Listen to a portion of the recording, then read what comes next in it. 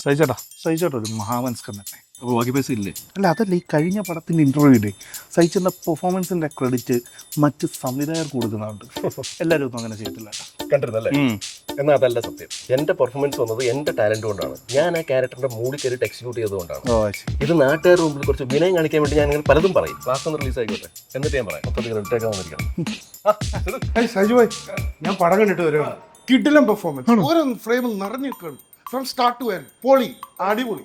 എന്റെ മൊത്തം സീൻസ് കണ്ടായിരുന്നു. അത് ഞാൻ ഷൈജുബായുടെ സീൻസ് അല്ല പറയുന്നത്, ഞാൻ എൻ്റെ കാര്യം പറഞ്ഞു. ഓഹ്, ഒരു നിമിഷം പോലും ആ ക്യാരക്ടർ വിടാതെ വാ. എനിക്കും തോന്നി ചേട്ടാ, നീയൊക്കെയാണ് എന്നെ ഗൈഡ് ചെയ്തത് കറക്റ്റ് ആയിട്ട്. അത് നമ്മൾ തമ്മിൽ തമ്മിൽ പറഞ്ഞിട്ടൊരു കാര്യമില്ല. ഒരു എക്സ്റ്റേണൽ ജഡ്ജ് വേണം. അശ്വതി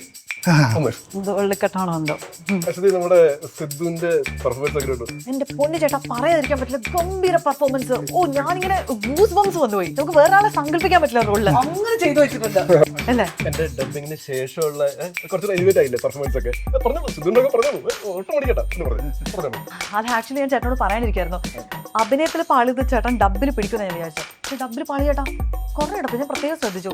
ചേട്ടനെ പോലെ ഒരു ആർട്ടിസ്റ്റിനെ ഡബിങ്ങിൽ ശരിക്കും നല്ല ഹാർഡ് വർക്ക് ചെയ്യണം. ശരിക്കും ചേട്ടന് സാധിക്കും. എന്നാ ഞാൻ സത്യം പറയാം, എന്റെ അഭിനയത്തിന്റെ മൊത്തം ക്രെഡിറ്റ് സംവിധായകന്റെ. അയ്യോ ചുമ്മാ വിനയം കൊണ്ട് മൊത്തം ക്രെഡിറ്റ് ചേർത്തു. എനിക്ക് വേണ്ട ക്രെഡിറ്റ്, വേണ്ട.